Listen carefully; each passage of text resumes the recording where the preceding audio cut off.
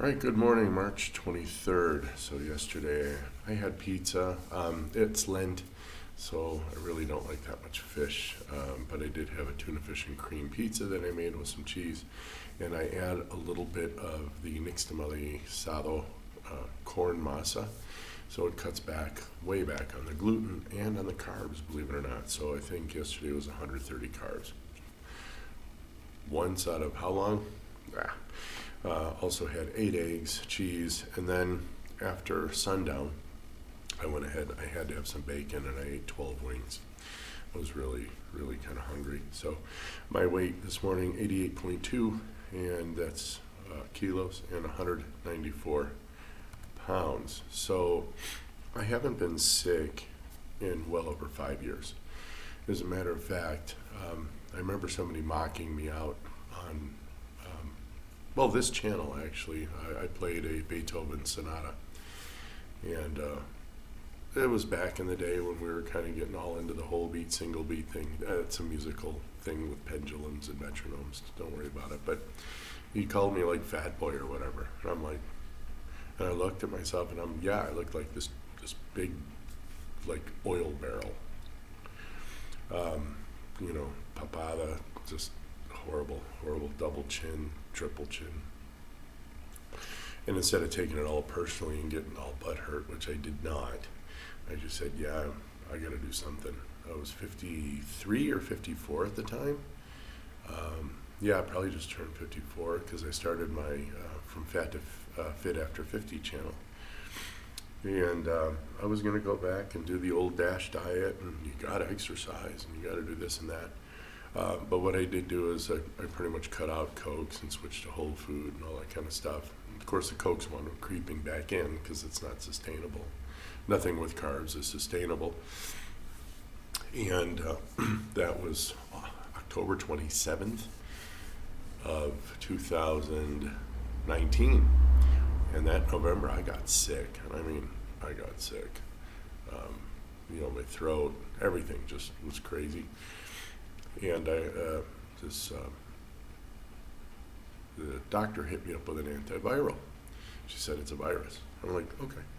But it only lasted like 2 weeks, and then I had the sequelae, the hacking, the phlegm, all that nonsense for another 2 weeks. So it was like about a month. It was until Christmas until I was actually okay again. Anyway, wound up going down to about 115 kilos, and then I started my direction back up again. And I think at my heaviest I was 130 kilos. So I had lost 15 kilos. Of course, 5 of that's going to be water, right? And just eating whole food is going to get you some benefit.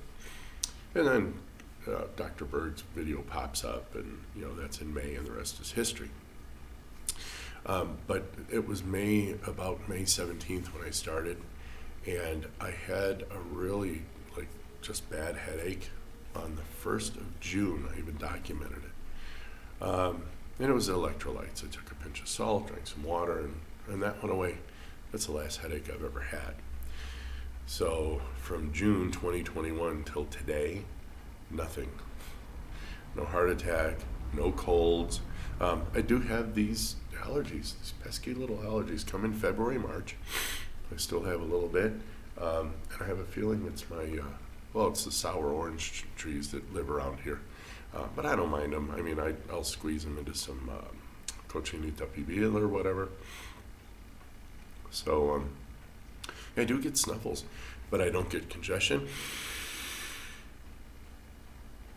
I can breathe completely deeply. There's no, that pain when you're, sick and you have to cough, and nothing, man. No reactive airway. No joint pains, nothing. I just don't get sick anymore, and it's been 5 years. As a matter of fact, 19, 21, 22, 20. Yeah, this November. 4.5 years. I'm in my 5th year of not getting sick, and people are getting the measles. They're getting all kinds of weird things going around the planet. I never caught the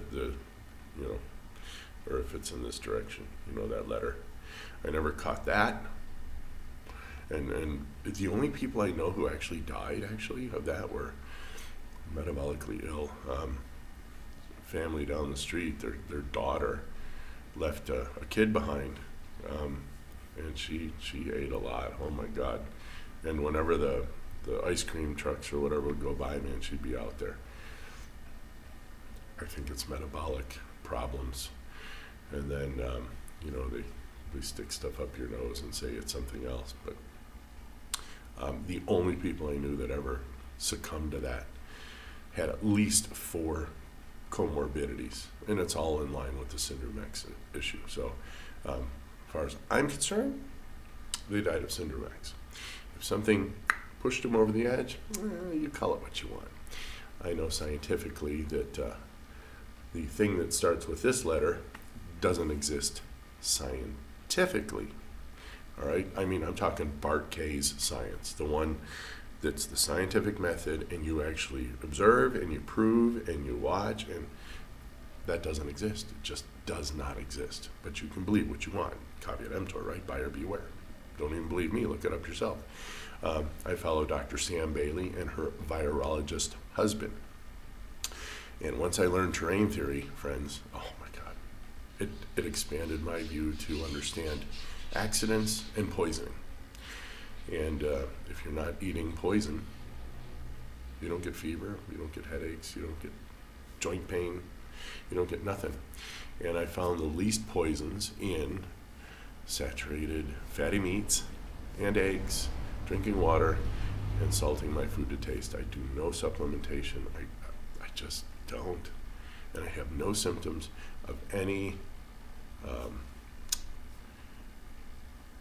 vitamin or mineral deficiencies. I just don't have any. I don't get cramps. I don't get twitches. Nothing. You just sit here and you're like, if somebody had told me this, and they did. Atkins went through in the 90s, and I didn't grab onto it. I wasn't ready. They say when the student's ready, the teacher will appear. And at age 54, I was ready, man. Oh, I was so ready. So anyway, that's it. I really think you can do great things when you're not eating plants and garbage and processed foods and ultra-processed foods and just, nah, man. Go to the meat market, get you some meat. Go to the best place you can to get your eggs. Eat butter, drink water, salt to taste, repeat. Done. Haven't been sick in 5 years. Let's see how long I can take this. I mean, it's probably one of those deals. Just going to be well. Stop breathing. Who knows when that is? But right now, today, I'm doing good, man. And you can do good too. Get on carnivore. Enjoy life. We'll see you on the next one. Be well.